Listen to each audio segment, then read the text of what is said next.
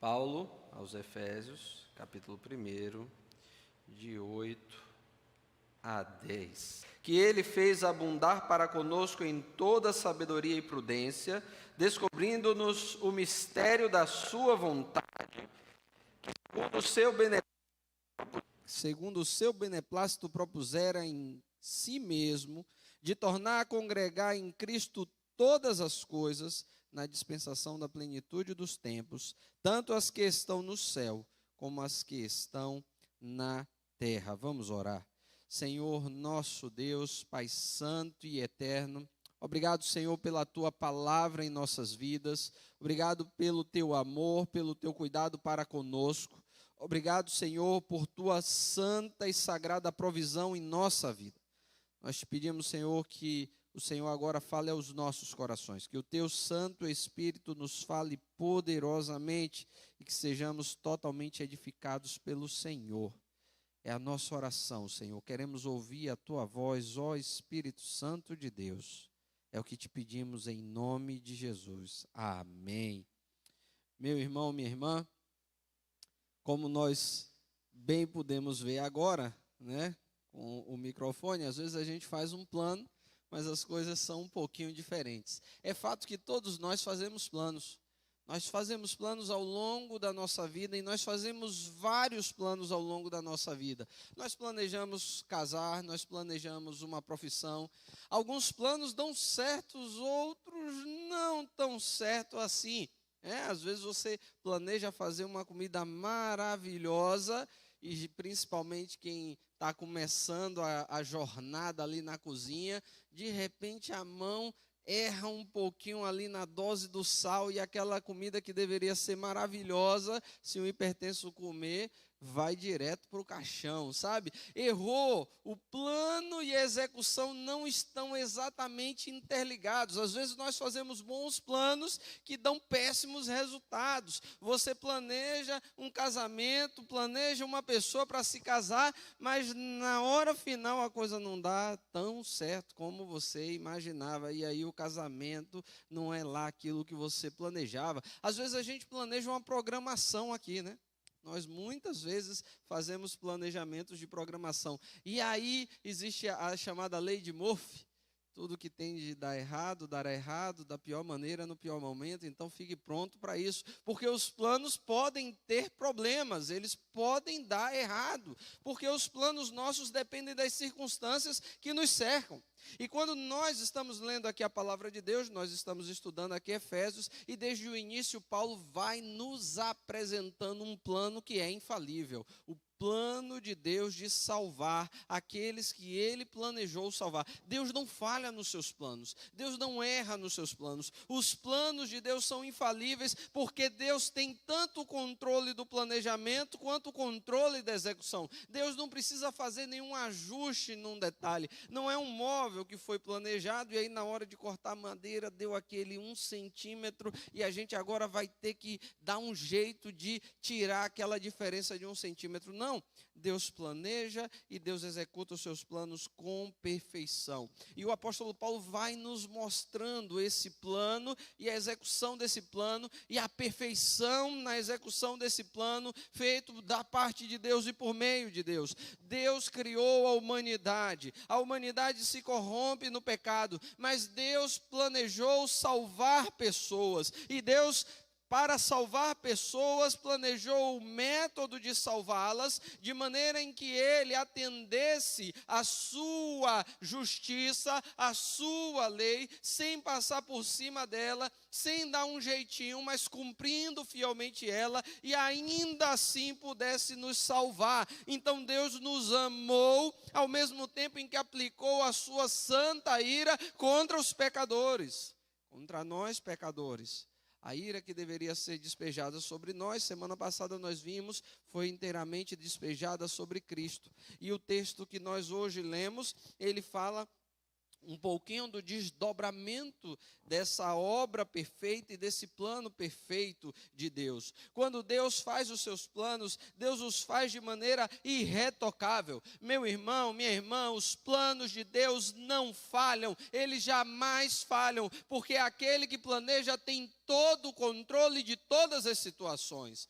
Deus não falha em nenhum dos seus planos. O meu plano pode falhar, o seu plano pode falhar. A gente talvez precise fazer uma série de ajustes. Aliás, há pessoas que planejam e nunca vão à execução, ou pessoas que planejam executar sem plano. Você conhece gente assim? E aí, qual é o plano? Bom, o plano era chegar aqui, daqui para frente, seja o que Deus quiser. Já conheceu gente assim que faz isso? Qual era o plano? Bom, o plano era comprar o computador, agora pagar seja feita a vontade de Deus. Já viu gente assim? O plano é não ter plano, o plano é fazer e seja o que Deus quiser. E a gente usa até essa expressão, agora seja o que Deus quiser. Sabe por quê, meu irmão, a gente usa essa expressão? Porque a gente sabe que a gente não controla as coisas, mas Deus controla todas as coisas. Não há um plano de Deus que esteja fora daquilo que Ele quer. Não há um plano de Deus que esteja sem o controle, do jeito que Ele quer e para onde Ele quer. E o apóstolo vai nos dizendo que Deus planejou salvar, Deus escolheu, Deus predestinou, Deus aplicou a salvação, perdoando o pecado, porque este pecado foi condenado em Jesus Cristo, removendo de nós aquilo que havia contrário à nossa vida em Cristo Jesus, nos dando a paz, nos dando a restauração, e Ele faz isso tudo de maneira sábia e prudente. E aqui a ideia de sabedoria e prudente pode ser aplicada a mim e a você, tanto a mim e a você, quanto à própria pessoa de Cristo Jesus. Deus é sábio e prudente em todos os seus planos. O fato de Deus conhecer todas as coisas não é suficiente para nós declararmos a sabedoria divina. Não confunda sabedoria com conhecimento.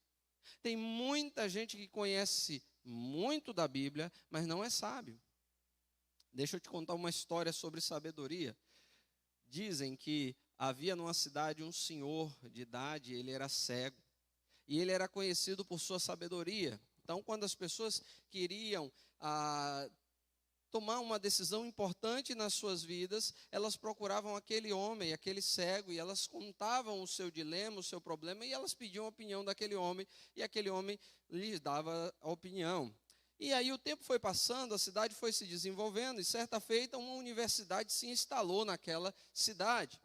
E alguns professores vieram da cidade grande para aquela cidade do interior. E em determinado momento, alguns dos professores, geralmente professores universitários, alguns são um pouquinho dados a se sentirem um pouco mais confiantes do que os outros. Às vezes a arrogância no meio universitário é muito grande, uma arrogância intelectual, a tentativa de dizer eu sou, eu posso, eu conheço mais, eu entendo mais. E aí começou a incomodar aqueles professores o fato de que seus alunos muitas vezes citavam aquele sábio que era um homem que não tinha nem estudado. E um dia um dos professores, já muito incomodado com aquela situação, fez bem assim: olha, vou mostrar a vocês, com uma coisa simples da vida, que esse homem que vocês dizem ser sábio, na verdade, não tem nenhuma sabedoria. E ele juntou os seus alunos e ele foi aquele cego sábio. E ele foi com uma ave na mão, nada politicamente correto. Ele estava com um passarinho na mão e ele disse: eu já sei o que é que eu vou fazer. Eu vou perguntar a ele se o passarinho que está na minha mão está vivo ou morto. Se ele disser que o passarinho está morto, eu abro a mão, o passarinho sai voando. Se ele disser que está vivo, eu aperto um pouco, mato e mostro que o passarinho já está morto. De toda forma, o plano era perfeito. Ele não tem como escapar desse plano. Sabe, você já viu essa coisa nas histórias de Jesus, por exemplo? Senhor, dizem aí que a gente deve dar tributo a César. A gente deve ou não dar tributo a César? Você já viu esse tipo de coisa quando dizem bem assim: Senhor, essa mulher foi pega em adultério, e aí o que é que a gente faz? E aí diz que o professor chegou, cheio de alunos, uma ave bem pequena, um passarinho bem pequeno na mão, olhou para aquele cego e fez bem assim: Senhor fulano de tal, eu tenho ouvido tanto falar do Senhor e da sua sabedoria. O diabo geralmente faz isso, ele começa elogiando. Eu tenho ouvido tanto falar do Senhor e da sua sabedoria, e eu queria que o Senhor me ajudasse a desvendar um mistério. Eu tenho aqui uma ave em minhas mãos, e eu queria que o Senhor me dissesse se esse pássaro está vivo ou está morto. Aquele homem ficou parado por um tempo, depois saudou aquele homem, perguntou quem ele era. Ele disse quem ele era, falou que era um professor universitário, o que ele estava fazendo, e de como ele tinha ouvido ao chegar na cidade daquele homem, e de que ele queria experimentar da sabedoria daquele homem. E aí, depois disso, ele perguntou mais uma vez o professor: e aí, o pássaro que está em minhas mãos, ele está vivo ou está morto? E o sábio lentamente disse: meu filho, você tem a resposta. Porque a resposta à sua pergunta está nas suas mãos. Percebe, meu irmão? Sabedoria não necessariamente é conhecimento, mas é saber utilizar-se do conhecimento. Quando Deus nos dá sabedoria, não é que Ele apenas faz com que nós conheçamos o caminho da salvação, é que nós não apenas conhecemos, mas nós temos sabedoria para abraçá-lo. Deus não apenas trouxe o conhecimento dele e o conhecimento do plano salvífico dele, mas ele deu em Cristo Jesus a capacidade de utilizar aquele conhecimento. A sabedoria faz com que nós possamos utilizar o conhecimento que Deus nos dá. A sabedoria faz com que nós percebamos aquilo que está para além dos nossos olhos. A sabedoria faz com que nós reconheçamos perigos que estão para além dos nossos olhos. E quando a sabedoria é colocada em exercício, nós temos aquilo que a Bíblia chama de prudência, porque prudência é a ação sábia colocada em exercício. Quando eu pego aquele conhecimento e eu avalio mais, aquele professor da nossa história, ele tinha muito conhecimento, ele tinha uma grande formação, mas lhe faltava sabedoria. Conhecimento não é tudo. Muita gente tem bastante conhecimento, muita gente tem um intelecto muito avançado e muito preparado, mas lhe falta sabedoria. Quantas pessoas que leem a Bíblia, ensinam sobre a Bíblia, dão aula sobre a Bíblia, mas elas não conseguem absorver a Bíblia para as suas próprias vidas. Elas não são sábias, mas o texto bíblico nos diz que quando Deus fez o seu plano de salvação, o seu projeto de salvação, Ele aplicou sobre as nossas vidas de uma maneira tão rica, que a sabedoria que Ele nos deu se tornou abundante em nossas vidas, e nos deu prudência para que nós possamos caminhar e trilhar o caminho do Senhor. E essa sabedoria fez com que os nossos olhos espirituais enxergassem o que os nossos olhos carnais jamais podem ver. Os nossos olhos carnais podem ver apenas aquilo que está diante de nós. E às vezes um cego enxerga mais do que alguém que tem olhos.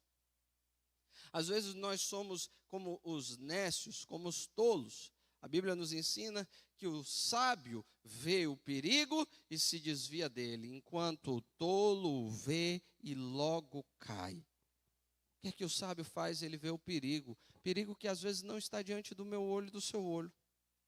Não está nas circunstâncias. Você olha e você não vê nada. Mas quem sabe, sabe. Eu lembro que determinada vez a gente estava fazendo uma viagem e a gente queria ir para um lugar.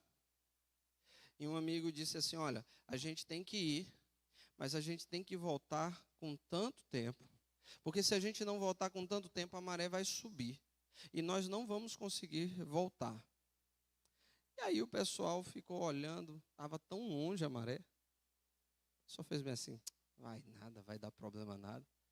E eu lembro que ele começou a dizer: olha, está na hora da gente voltar, está na hora da gente voltar. Mas todo mundo olhava e dizia assim: não, mas tem. Vamos ficar mais um pouquinho. Vamos. E eu sei que a gente conseguiu esticar mais meia hora, meu irmão. E o começo da caminhada parecia que ele estava sem razão. Mas quando a gente foi chegando ao final da caminhada, estava todo mundo já com água por aqui. Sabe, o sábio, ele vê o perigo e ele se esconde. Mas o tolo logo cai nele. Deus nos deu sabedoria para que a gente veja o perigo da perdição eterna. Mas talvez os olhos humanos naturalmente não conseguem enxergar esse perigo. O perigo do inferno, o perigo da destruição, os olhos humanos não conseguem enxergar esse perigo. Os olhos humanos, infelizmente, não conseguem perceber o mistério, o segredo, a virtude e a glória e a beleza da salvação que há em Cristo Jesus. Mas aqueles que confiam no Senhor, aqueles que tiveram seus olhos abertos pelo Senhor, aqueles que foram revestidos da glória e da graça do Senhor, eles conseguem enxergar mais do que os olhos humanos podem enxergar. Os servos do Senhor tiveram e receberam do Senhor sabedoria e a capacidade de ver aquilo que estava escondido da humanidade. Quando nós olhamos para o pecado, talvez algumas pessoas olhem para o pecado como se ele nada fosse, como se ele nada representasse. Talvez, muitas vezes, pessoas que estão no dia a dia da igreja não conseguem entender o perigo e o problema e a confusão que é o pecado. E se eu não entendo o pecado, eu não entendo o buraco onde eu estou. Então é importantíssimo que a igreja fale sobre pecados. Eu sei que não está muito na moda falar sobre pecado, não está muito na moda dizer que Deus castiga, não está muito na moda falar sobre a ira de Deus, porque nós vivemos na sociedade que fala sobre o amor. A nossa sociedade diz que tudo é amor. Agora, biblicamente, amor é muito diferente do amor na nossa sociedade. Porque segundo o amor da nossa sociedade, cada um deve fazer o que quiser e ninguém tem o direito de dizer coisa alguma ao outro. Porque quando você faz isso, você afeta a autoestima das pessoas. Como assim? Pais darem surra em seus filhos? Como assim? Isso é um absurdo. Lembram da lei da palmada? Isso é um absurdo. Um pai surrar um filho, isso vai gerar traumas nesta criança. Isso não é amor, é violência, é perversidade. Aí a Bíblia diz o seguinte: como um pai açoita o filho a quem ama, assim o Senhor faz. Meu irmão, o amor de Deus não é bem parecido com o amor desse mundo. O jeito de Deus olhar e dizer que ama é um pouquinho diferente do jeito desse mundo. A Bíblia diz que se você está sem correção, entenda, correção. Quando eu era criança, eu já levei muito corretivo, né? Eu sei que hoje o corretivo passa no papel, mas antigamente passava nas costas. Eu já levei muito corretivo. A Bíblia diz que se você está sem correção, é porque você não é filho de Deus. Presta atenção no modelo bíblico, no padrão bíblico de Deus, de amor, de correção. Presta atenção em como os conceitos dessa sociedade são diferentes dos conceitos da palavra de Deus. Aliás, eu tenho uma tia que ela tem uma frase muito interessante, ela dizia assim, ó: deixa porque eu nunca vi pé de galinha matar pinto.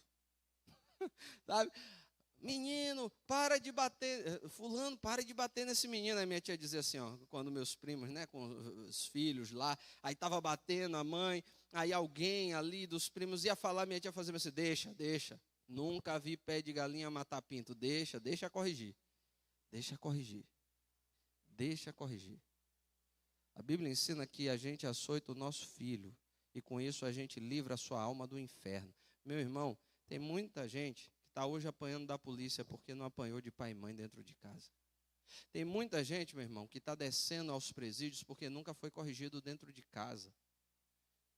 O verdadeiro amor corrige, porque o verdadeiro amor almeja o bem. Não é correção pela correção, não é correção pelo prazer da correção, mas é a correção que almeja o conserto, o bem e o futuro. E é isso que a palavra de Deus nos ensina. Talvez apenas uma conversa seja o bastante, talvez apenas um chamar de atenção seja o bastante, mas em alguns momentos essa conversa precisa ter uma gradação maior.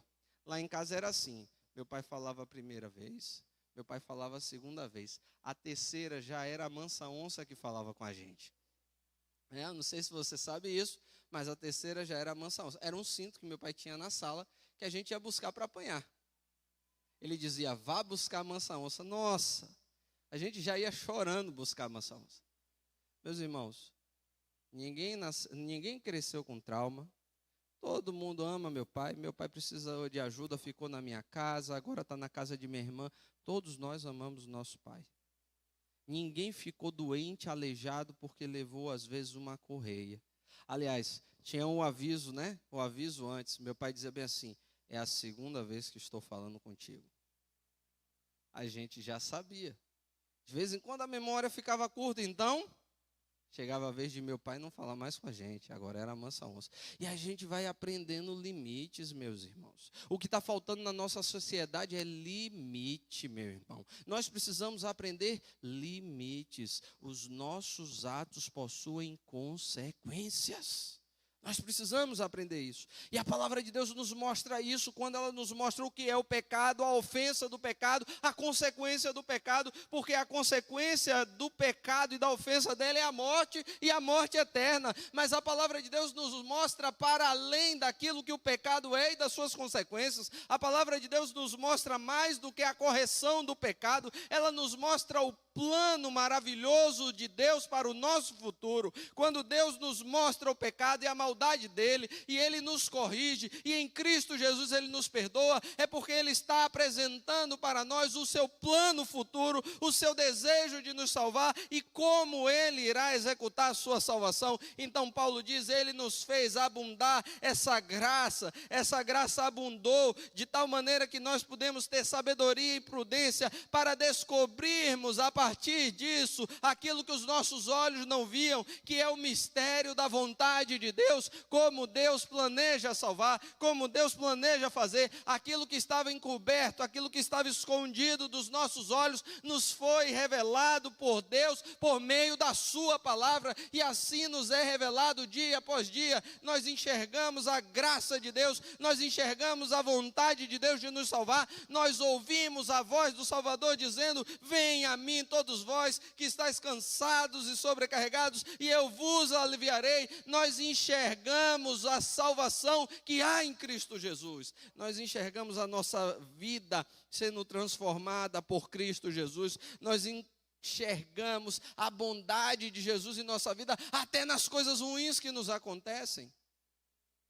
Às vezes acontece uma coisa ruim na nossa vida, e se eu e você não tivermos recebido de Deus graça, que nos dê sabedoria e prudência, nós olhamos para aquela coisa ruim e nós nos lamentamos diante dela. E nós fazemos: como é que Deus deixa eu passar por isso? Deixa, meu irmão. Deus está cuidando de você. No meio do seu sofrimento, Deus está cuidando de você.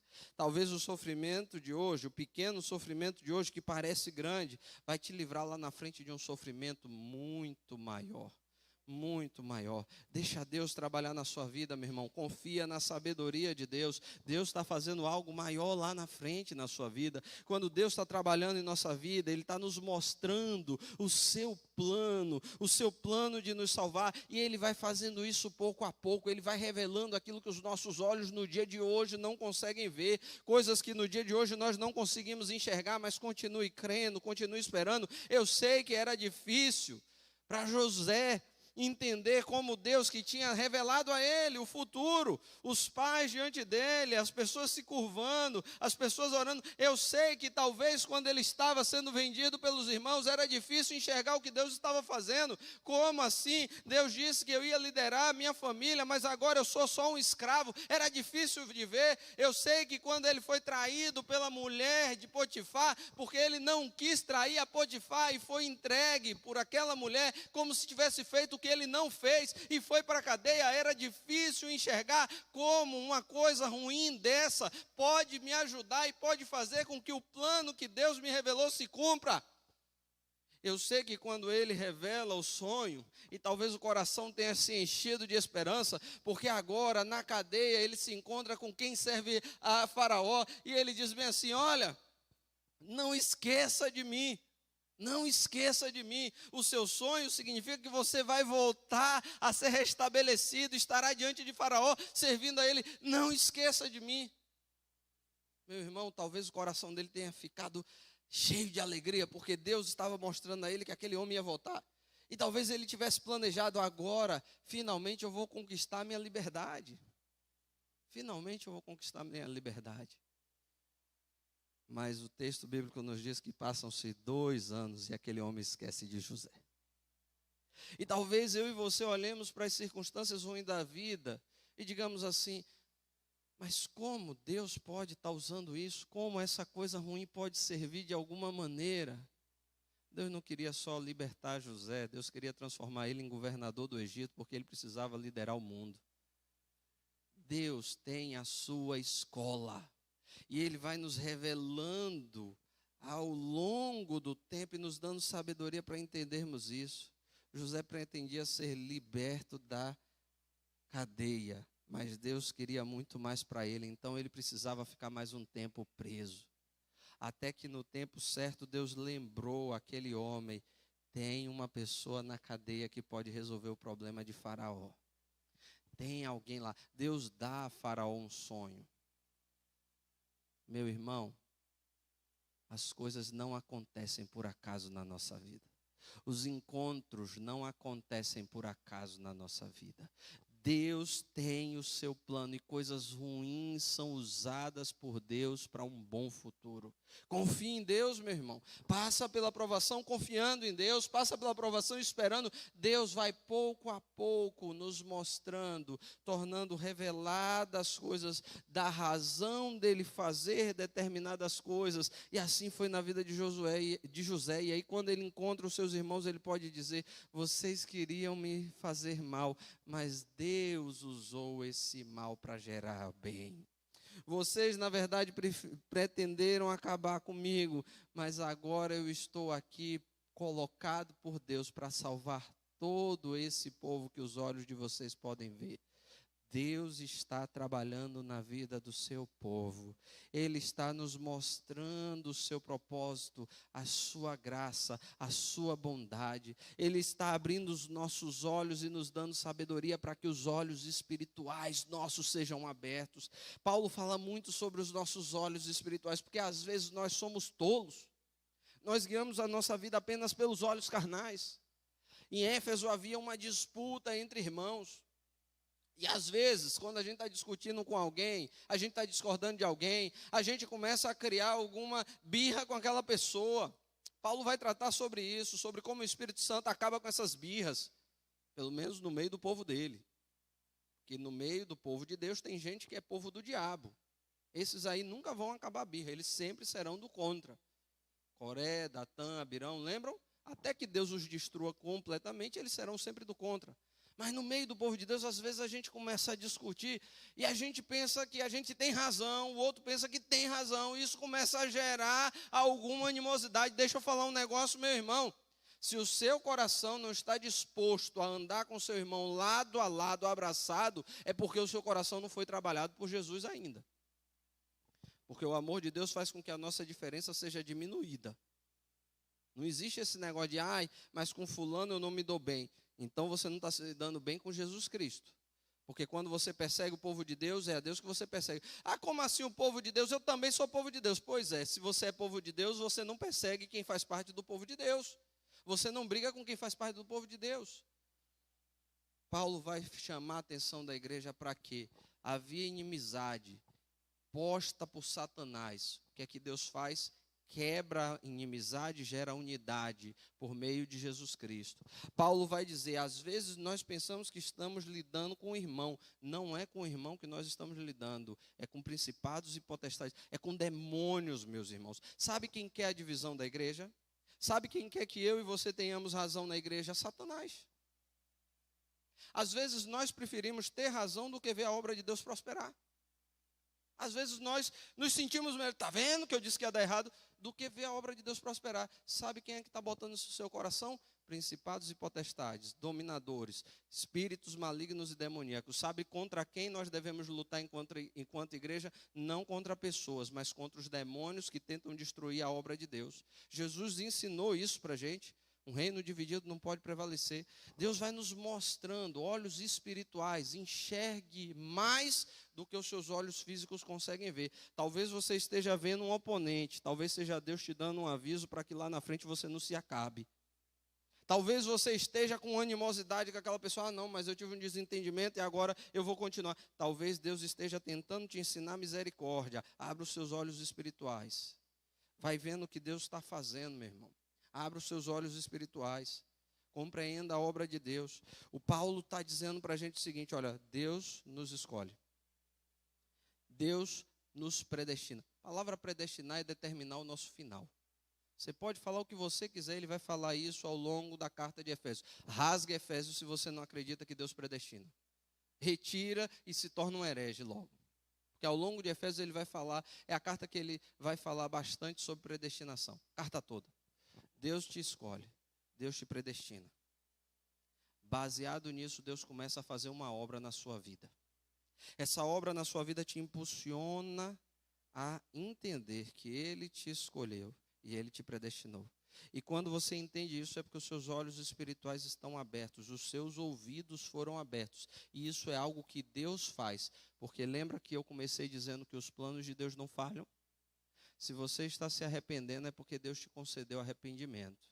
Se você está crendo, é porque Deus te concedeu fé. E você está começando a perceber a vontade de Deus. Qual é a vontade de Deus? Que você seja salvo. E você vai correr atrás da vontade de Deus. Deus está em Cristo Jesus nos mostrando qual é a sua vontade, qual é a vontade que agrada a Ele e que Ele propôs executar nele mesmo. E qual é a vontade de Deus em Cristo Jesus que Ele propôs executar nele mesmo? Nos salvar, nos atrair a Ele para que todos nós estejamos congregados em Cristo, não só na terra, mas também nos céus. A proposta de Deus é a unidade completa de toda a sua obra, não só na terra, mas também nos céus. E Deus nos mostra como Ele começa a realizar essa obra, porque essa é uma obra que Deus vai realizar ao longo do tempo, mas ela teve um início em um momento factual da história, em um tempo preciso da história. A palavra tempo aqui não é dia, noite, a ideia aqui não é de dia, noite, de minuto, de segunda. A ideia de tempo aqui é um momento memorável. Você sabe, você já teve uma época na sua vida que aconteceu alguma coisa que você guardou e você disse, nossa, que coisa maravilhosa aconteceu. Ah, que saudade daquele tempo. Você lembra? Você já usou essa expressão, com certeza.